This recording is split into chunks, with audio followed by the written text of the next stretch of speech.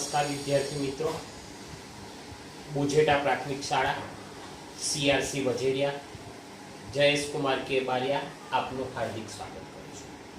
આજે આપણે ધોરણ 6 અને ધોરણ 7 બંને ધોરણની અંદર આપણને ભૂમિતિના પ્રકરણો આવે છે, બરાબર છે। તો એની જે પ્રાથમિક માહિતી છે એની પ્રાથમિક માહિતીની માટે એક આ વિડિયો બનાવેલો છે, બરાબર છે। એની આપણે પહેલી થોડી પ્રાથમિક માહિતી મેળવી લઈએ અને ત્યારબાદ ધોરણ 6 ની અંદર પ્રકરણ નંબર 4 ભૂમિતિના પાયાના ખ્યાલો અને ધોરણ 7 ની અંદર રેખા અને ખૂણા પ્રકરણ 5 એની આપણે શરૂઆત કરીશું। ત્યાં પહેલા આપણે શું કરીએ તો કે થોડીક પ્રાથમિક માહિતી મેળવી લઈએ, બરાબર છે। એટલે કે આપણું જે પૂર્વ જ્ઞાન છે એને થોડુંક આપણે તાજું કરી લઈએ।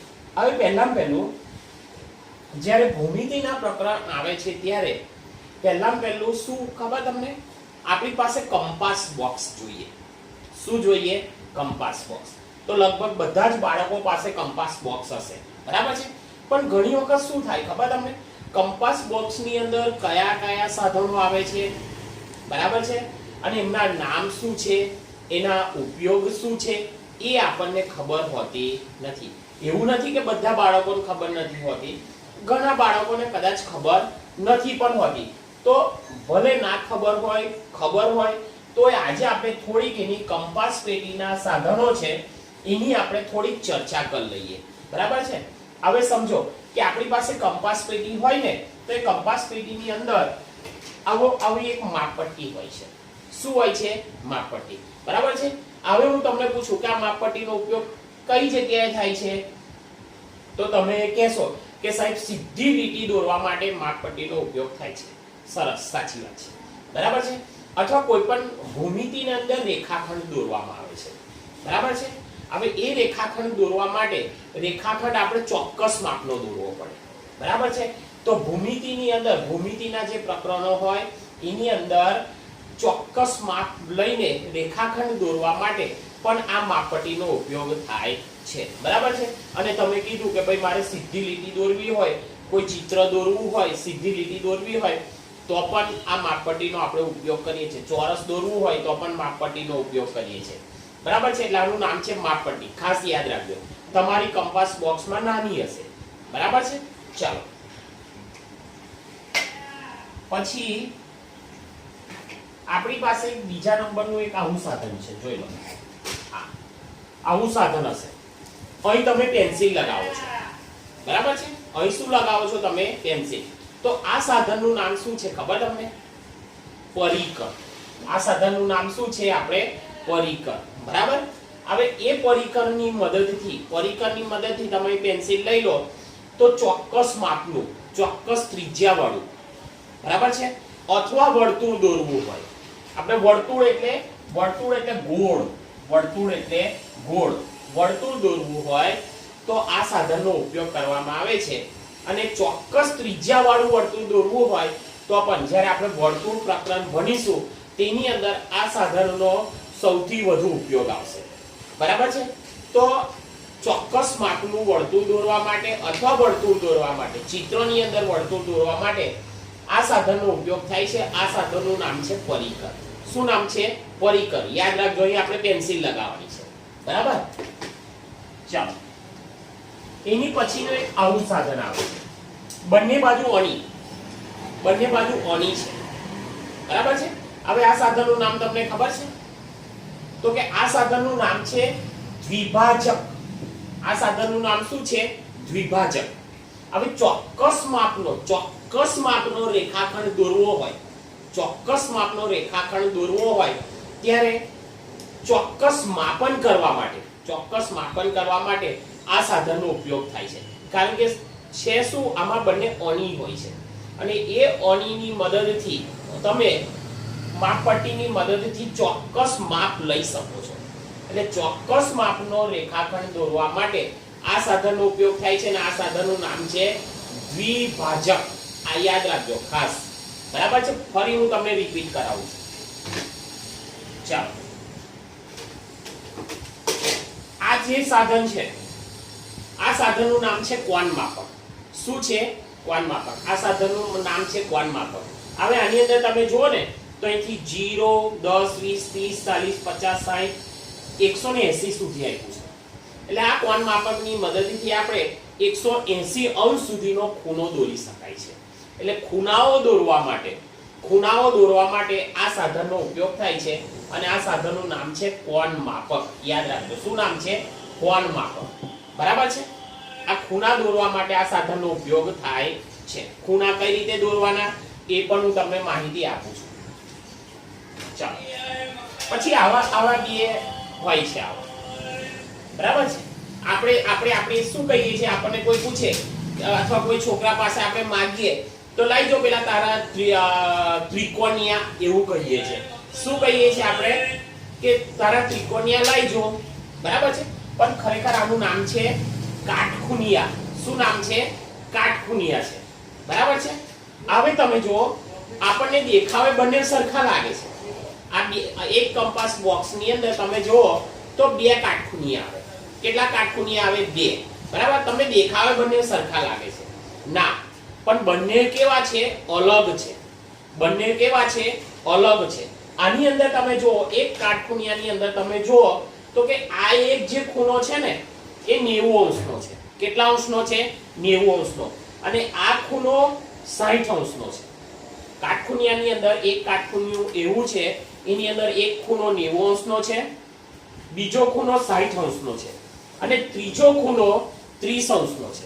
બરાબર છે? આપણને ખબર છે ત્રિકોણના ત્રણ ખૂણાના માપનો સરવાળો કેટલો થાય છે? 180. તો 90 ની અંદર 60 ઉમેરો, 150 માં 30 ઉમેરો, 180. એટલે આ કાટખૂણું એવું છે, ત્રણે ત્રણ અલગ ખૂણા છે. 90 નો છે, 60 નો છે અને 30 નો છે. બરાબર છે? આ આપણને એક નવું જાણવા મળ્યું. ચાલો બીજું. આ જે કાટખૂણું છે એ કાટખૂણિયાની અંદર આ બીજા નંબરનું કાટખૂણું, એની અંદર તમને આ એક ખૂણો, આ જે ખૂણો છે એ 90 અંશનો છે. બરાબર? બંને કાટખૂણિયાની અંદર આ જે ખૂણા છે, આ ખૂણો અને આનો આ ખૂણો, બંને ખૂણા 90 અંશના છે. આ ખૂણો પણ 90 અંશનો છે અને આ ખૂણો પણ કેટલા અંશનો છે? 90 અંશનો છે. બરાબર? જ્યારે આ કાટખૂણિયાની અંદર આ 90 અંશનો છે, આ ખૂણો 45 અંશનો છે અને આ ખૂણો પણ કેટલા અંશનો છે? 45 અંશનો છે. એટલે આ ખૂણો 90 અંશનો અને આ બે ખૂણા કેવા છે? સરખા છે. 45 અંશના છે.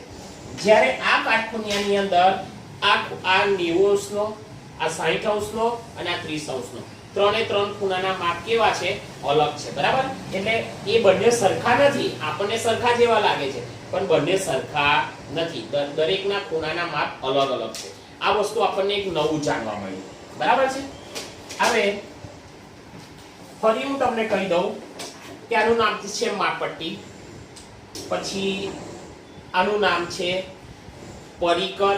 આ માપપટ્ટી, પરિકર બે યાદ રાખજો. પછી દ્વિભાજક,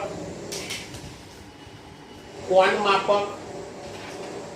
અને આ બે જે છે એને કાટખૂણિયા. શું કહેવાય? કાટખૂણિયા. કાટખૂણિયા કેટલા હોય છે? બે. તો આ આપણે શાની વાત કરી? કંપાસ પેટીના સાધનોની. આની વાત કરી? કંપાસ પેટીના સાધનોની, કે જેની સાથે જ્યારે ભૂમિતિના પ્રકરણ આવે ત્યારે પહેલી આપણે કંપાસ પેટી જોઈશે. બરાબર ને? તો કંપાસ પેટી જોઈતી હોય તો એના સાધનોની ઓળખ પણ આપણા માટે એટલી જરૂરી છે. બરાબર છે? ચાલો હવે આ બધું ધ્યાન. બીજા નંબરે આવે છે બિંદુ. બરાબર છે?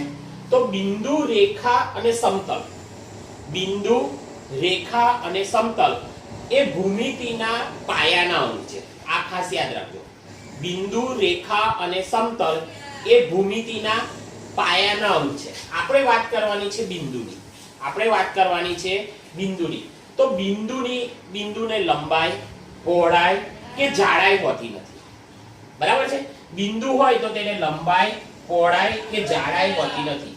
બિંદુ એ માત્ર સ્થાન જ દર્શાવે છે. શું દર્શાવે છે? સ્થાન. દાખલા તરીકે સમજો કે મારી પાસે પેન્સિલ છે.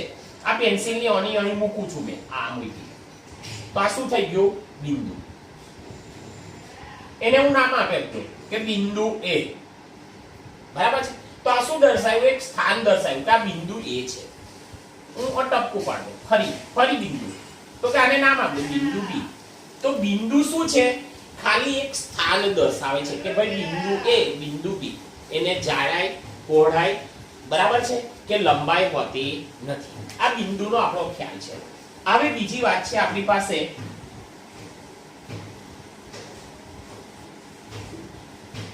એની પછી આપણી પાસે એક આવે છે રેખા. બીજી વાત શું છે? રેખા. તો સીધી લીટીમાં આવેલા અસંખ્ય બિંદુઓ, સીધી લીટીમાં આવેલા અસંખ્ય બિંદુઓ રેખા રચે છે. બરાબર છે? સીધી આપણે લીટી દોરીએ, આમ સીધી લીટી દોરી દઈએ તો એની અંદર અસંખ્ય બિંદુઓ છે. બરાબર છે? હવે આ અસંખ્ય બિંદુઓ શું રચે છે? તો કે રેખા રચે છે.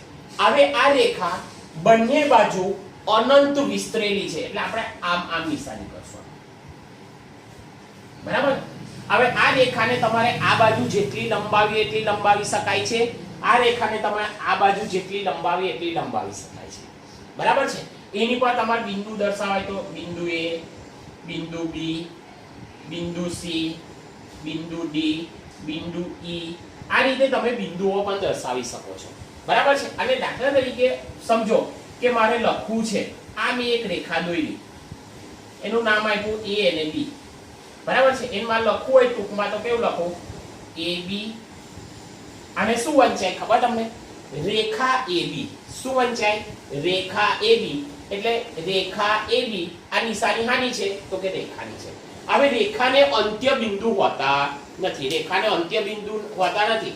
એ અનંત સુધી વિસ્તરેલી છે. પેલો એરો છે એ બાજુ જેટલી લંબાવી એટલી લંબાવી શકાય, જ્યારે આ બાજુ એને જેટલી લંબાવી એટલી લંબાવી શકાય છે. બરાબર છે? ક્લિયર? ચાલો, એટલે મેં લખ્યું રેખા. રેખાને કઈ રીતે લખી શકાય? તો કે AB. એવું નથી કે AB જ રાખવાનું, તમે કોઈ પણ નામ આપી શકો છો.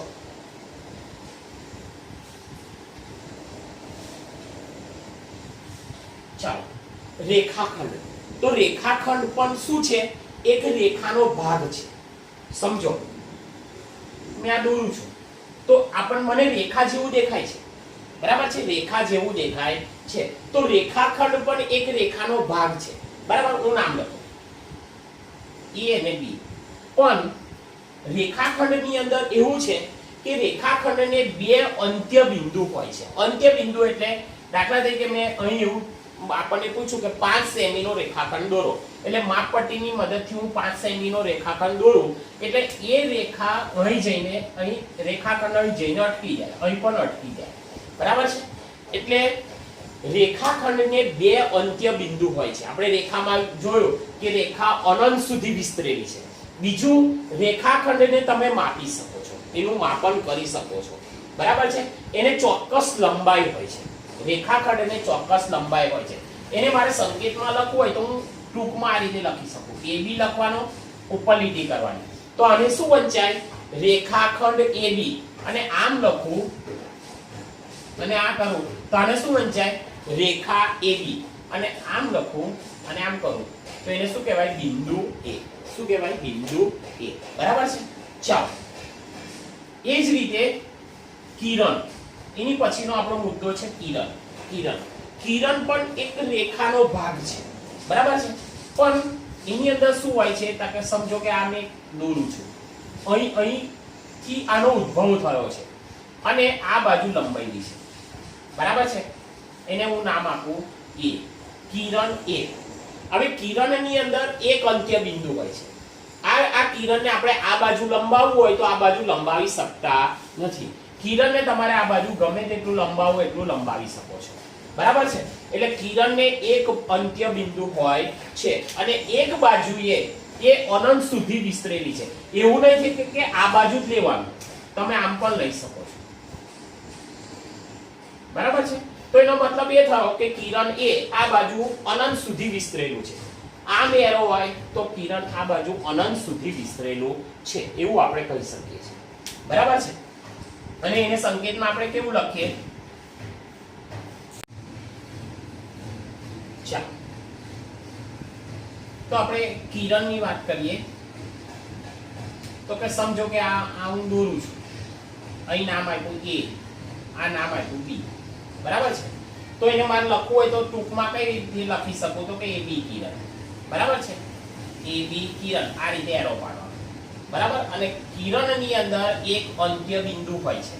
અહીંથી આ કિરણ એનું ઉદ્ભવ બિંદુ કહેવાય, કિરણનું ઉદ્ભવ બિંદુ. ત્યાંથી કિરણ નીકળે છે. કિરણ આ બાજુ આવી શકતું નથી, આ એનું અંત્ય બિંદુ. આ બાજુ તમારે જેટલું લંબાવો એટલું તમે લંબાવી શકો છો, બરાબર છે. હવે આપણે એક નવી વાત કરવાની છે, લઘુકોણ, બરાબર. લઘુકોણ તો આપણને ખબર છે કે જે ખૂણાનું માપ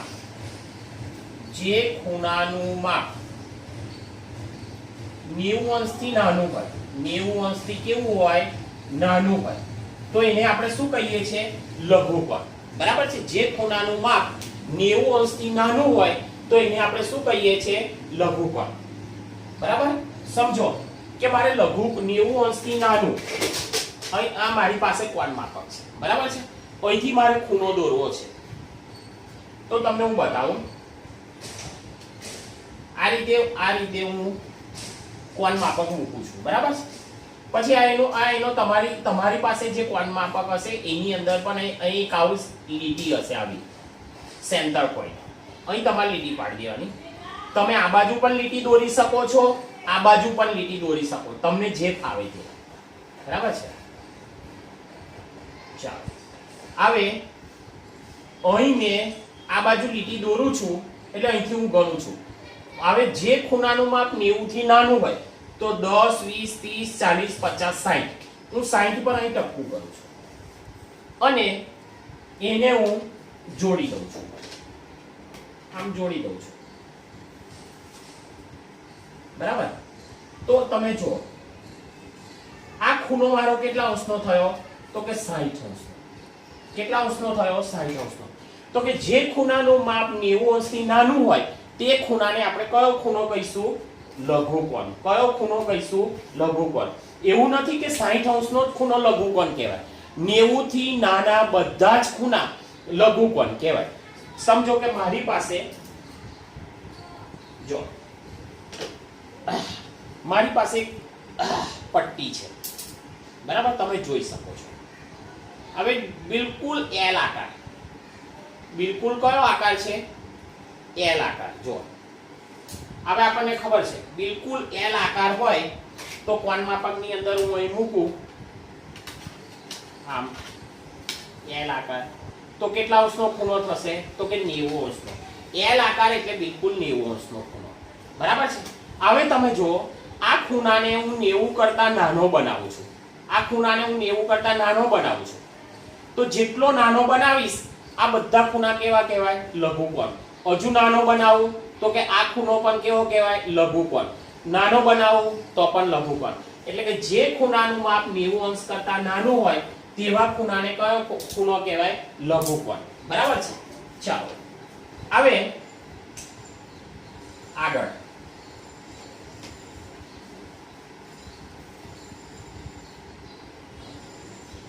જે ખૂણાનું માપ 90 અંશ હોય, કેટલું હોય, 90 અંશ હોય, તેને શું કહેવાય, કાટકોણ કહેવાય. શું કહેવાય, કાટકોણ. જે ખૂણાનું માપ 90 અંશ હોય તેને કાટકોણ કહેવાય. હવે 90 અંશ એટલે તો કે આપણે જ્યારે ખૂણો દોરીએ છીએ ત્યારે શું કરવાનું છે, વચ્ચેનો જે સેન્ટર પોઈન્ટ છે અહીંથી આપણે લીટી દોરવાની છે. પછી અહીંથી ગણવાનું 10 20 30 40 50 60 70 80 90, તો કે 90 કઈ છે, અહીં છે. માપપટ્ટીની મદદથી એને જોડી દો.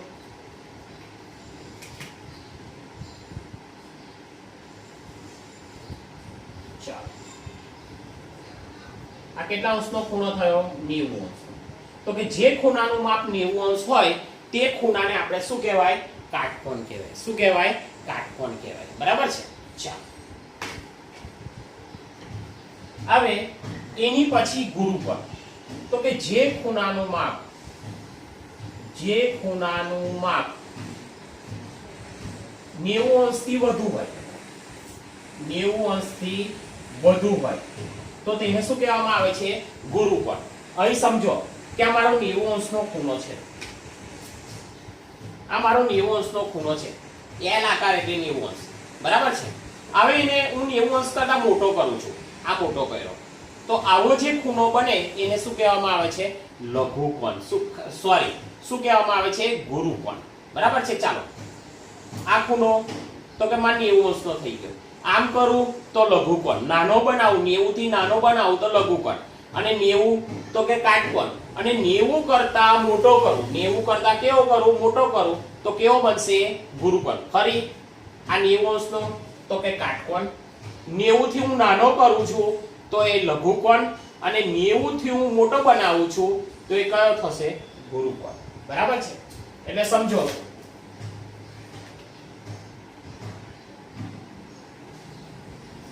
હું લખું છું 130 અંશનો. હવે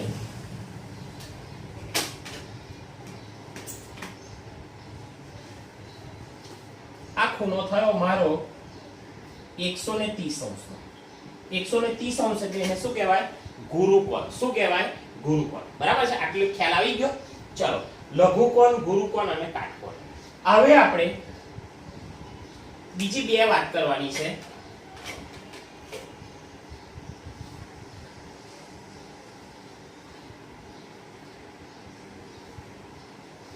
કોટિકોણ અને પૂરક કોણ. કોટિકોણ તો કોટિકોણની વ્યાખ્યા એવી છે કે જે બે ખૂણા ના માપનો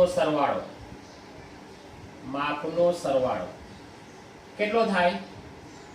90 અંશ. 90 અંશ થાય તે બે ખૂણા એકબીજાના કોટિકોણ કહેવાય.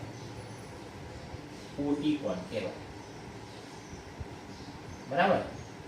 સમજો કે આ મારે આ એલ આકાર એટલે 90 અંશ છે. એલ આકાર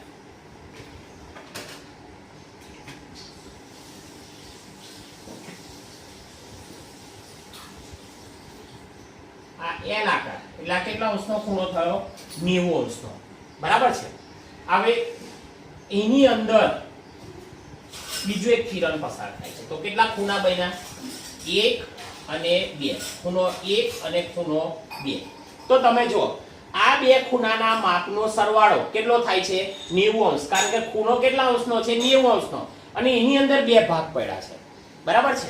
એટલે જે બે ખૂણાના માપનો સરવાળો 90 અંશ થાય તે બે ખૂણા એકબીજાના કોટિકોણ કહેવાય.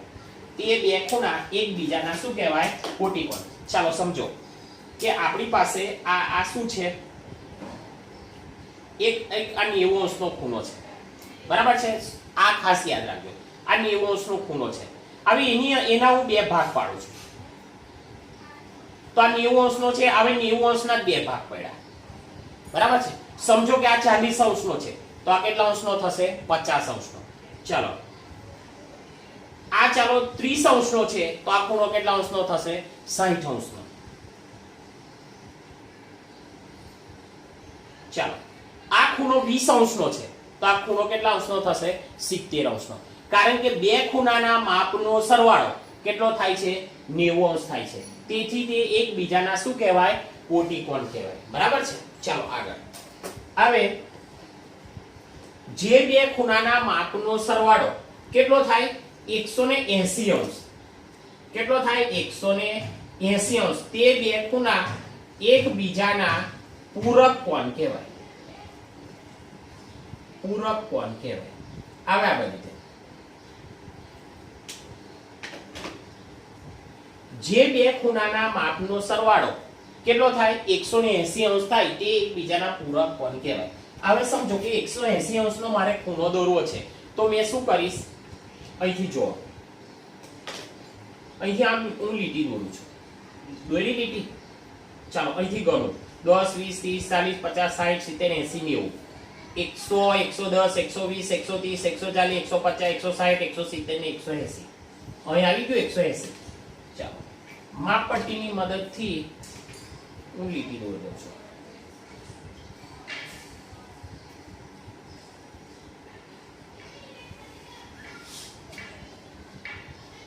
બરાબર છે. અહીં આપણો સેન્ટર પોઈન્ટ હતો. તો આ ખૂણો જે છે એ ખૂણો કેટલા અંશનો થયો? 180 અંશનો. આ ખૂણો કેટલા અંશનો થયો? 180 અંશનો. હવે સમજો કે એની અંદર હું બે ભાગ પાડું છું, સીધી લીટી દોરું છું, બરાબર. હવે આ મને ખબર છે સીધી લીટી એટલે 180 અંશ. આ એક ખૂણો 90 અંશનો છે, તો બીજો ખૂણો પણ કેટલા અંશનો થાય? 90 અંશનો. કેમ 90 અંશનો થશે? કે બે ખૂણાના માપનો સરવાળો 180 અંશ થાય. તે બે ખૂણા એકબીજાના પૂરક કોણ કહેવાય. તે બે ખૂણા એકબીજાના પૂરક કોણ કહેવાય. અહીં સમજો કે મારો એક ખૂણો